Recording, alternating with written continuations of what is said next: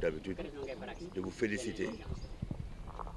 Parce que je rappelle toujours en cette fête du 1er mai que c'est d'abord une fête des travailleurs. Une fête bien entendu à l'occasion de laquelle l'ensemble des questions qui font que ce soit encore mieux une fête sont retracées à travers un cahier de doléances qui est déposé. Et l'objectif final, ce serait peut-être un jour d'arriver à une situation où on aura une fête sans aucune doléance.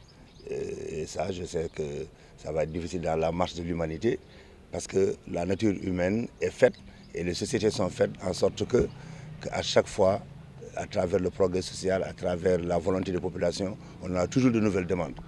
Et il est mieux que ça ainsi. Mais il est extrêmement important par rapport à ce que vous avez dit tantôt, qu'il y ait toujours une collaboration, une écoute respective de notre part vis-à-vis de vous et de votre part vis-à-vis de nous.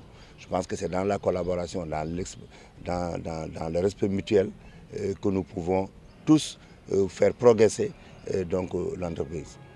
Je suis là avec l'inspecteur régional du travail, M. Baldé, à qui d'ailleurs j'ai remis immédiatement tous les documents parce que c'est mon collaborateur le plus immédiat avec le monde du travail. Et l'instruction que nous avons toujours voulu respecter, c'est qu'après la fête du travail, c'est de voir avec l'inspecteur du travail quelle est la date qui convient aux représentants des centrales syndicales pour immédiatement commencer à examiner, notamment retracer dans ces cahiers de doléances, avec comme objectif immédiatement de voir quelles sont les questions qui, à hauteur de nous, peuvent être réglées. Et quelles sont les questions qui, au-delà de nos responsabilités, doivent être transmises avec l'autorité, avec tous les justificatifs, parce que, avec les explications qu'il faut. Le monde du travail, je le rappelle souvent, nous sommes une composante de ce monde du travail. La preuve tout de suite, dans ceux qui sont venus déposer les cahiers de doléances, j'en ai salué certains, j'en ai fait l'accolade à d'autres, d'autres sont des amis dans la vie. Donc nous sommes tous embarqués, comme je l'ai dit, dans la même galère. La galère, c'est de faire en sorte que le Sénégal aille mieux. Quand le Sénégal ira mieux, il faut que tous ses fils, dans toutes leurs composantes, se sentent mieux. Que ce soit à l'école, que ce soit à l'hôpital, que ce soit, comme vous dites, au niveau du train, que ce soit partout. Je me félicite, comme vous l'avez dit, qu'au moment où nous sommes recevoir ce cahier, déjà qu'une amorce soit trouvée pour une solution avec déjà le monde de l'éducation. Nous savons qu'il y a eu des perturbations assez importantes et assez longues. Moi, j'ai été pendant longtemps secrétaire général de l'Université Gaston Berger, je suis ensuite le premier. Je mesure à sa juste valeur ce que le poids des grèves dans la formation des élèves. Parce qu'après, quand les grèves seront finies, quand on aura fait le cours de rattrapage, ces élèves-là, quand ils auront le bac, ils vont aller ailleurs dans le monde. Et là où ils viendront, on ne tiendra pas forcément compte du fait qu'ils aient eu des retards de là où ils viennent. Il nous est arrivé, je me rappelle, le professeur Marito Nian était là-bas comme doyen et moi j'étais comme secrétaire général. Il nous est arrivé de recevoir beaucoup de difficultés pour inscrire nos meilleurs élèves de l'Université Gaston Berger de Saint-Louis dans certaines universités européennes ou américaines, etc.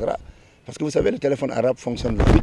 Et quand vous venez d'un pays où il y a beaucoup de grèves, les grandes universités qui reçoivent les meilleurs candidats, ils disent, bon, ok, peut-être qu'il est très bien, peut-être que l'élève même est brillant, mais compte tenu de tous les handicaps qu'il a eu à travers les mouvements de grève et les retards dans son circuit, il peut être moins bien que nous, la cohorte que nous voulons sortir. Et tout de suite, l'élève devient handicapé. Il devient, comme je le disais, une sorte de borgne dans un pays des aveugles. Il est brillant, mais quand il est là-bas, les gens ne font pas souvent confiance. Il nous est arrivé de recevoir des courriers en ce sens. Je le passe sous le contrôle de tous ceux qui sont passés dans les universités ou qui sont des enseignants. Et je pense que le bon sens même d'ailleurs juste permet de le comprendre. C'est pourquoi il est extrêmement important à chaque fois de tenir compte de tous ces paramètres-là. Et je pense que grâce aux négociations qui ont été faites avec le président de la BIC, avec le monde de l'éducation à travers ses leaders, on a pu sortir de cette crise-là. Pour ce qui concerne la santé, c'est la même chose.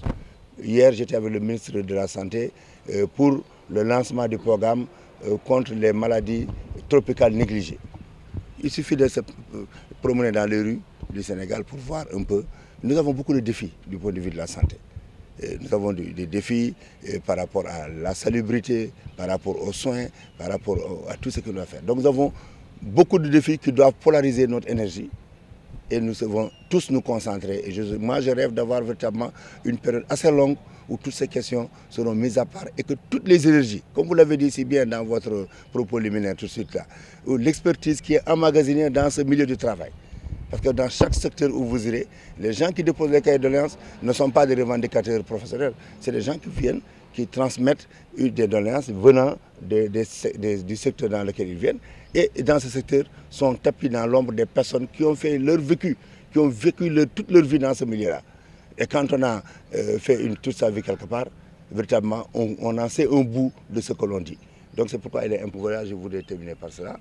Souhaiter encore une fois, me féliciter aussi d'ailleurs, comme vous l'avez dit, d'avoir organisé ce défilé, pas sous ce format-là forcément, c'est laissé à votre appréciation, mais de l'unité dans laquelle c'est fait.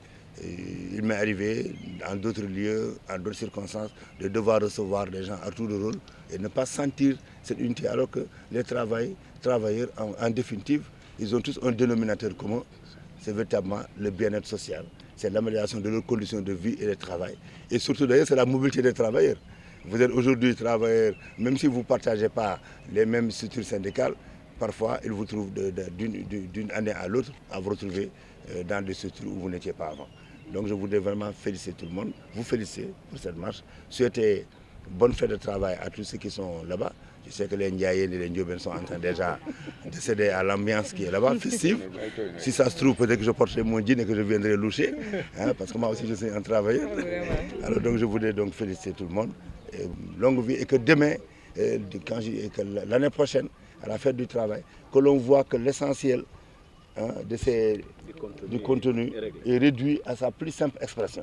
Je rêve vraiment d'avoir une feuille où on me dit doléance zéro. Merci.